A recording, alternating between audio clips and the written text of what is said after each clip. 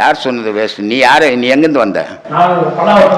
எங்கிருந்து வந்தன்னு அப்ப அவங்களுக்கு செய்ததில்ல. அப்ப பிரதிபலனை பார்த்து செய்த 35 வருஷமா அவங்களுக்கு. சரி, நீ அதை எதிர்பார்க்கவே கூடாது. உன்னை எதிர்பார்த்தா உன்னை குழந்தையில சோறு ஊட்டினாங்க. அப்போ எதை வச்சு சோறு ஊட்டினாங்க உனக்கு?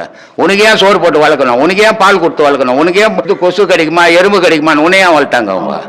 கடமை, உன் கடமை சோறு போட வேண்டும், எதிர்பார்க்க கூடாது. அவன் தான் புள்ள. நீ சரியா வளர்த்து இருக்க மாட்ட, அதனால புள்ள செய்யல. இந்த சில வீட்டுங்கள் எல்லாம் தாய் தோப்பனை வச்சு சோறு போடுவாங்க பிள்ளைங்களை வச்சுக்கணும்.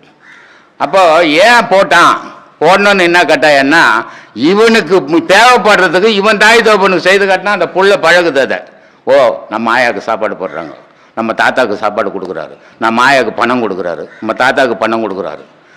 ஆனால் அவங்க காலம் முடிஞ்ச உடனே உன் பேரன் பேத்தி உன் பிள்ளைங்க நம்ம அப்பாவுக்கு நம்ம பண்ணணும், நம்ம அப்பா நம்ம அம்மாவுக்கு பண்ணாருன்னு அந்த பழக்கத்தை உண்டாக்கணும். குழந்தைங்க கிட்ட பிறக்கும் போது இந்த விருப்பை உண்டாக்குனா அது தாய் தகப்பனை விட்டு போயிடும். ரெண்டாவது, காசே பணம் புள்ள சம்பாரிச்சு கொடுக்குறான் சம்பாரிச்சு கொடுக்குறான் ஏன் பண்ற தாய் தகப்பன் கதியெல்லாம் நடுவோடு தான். பிள்ளையா தான் நினைக்கணும், பணமா நினைக்க கூடாது. அவன் பணத்துக்காக புள்ள இல்லை, உறவுக்காக புள்ள, உரிமைக்காக புள்ள.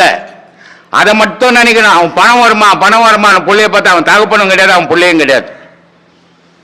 அதனால பழக்க வழக்கம் நம்ம செய்யறதுதான். மாறா செய்தது மக்களுக்குன்னுவான். நம்ம என்ன கற்றுக் கொடுக்குறோமோ அதுதான் அது வறுமுறையாக வரும்.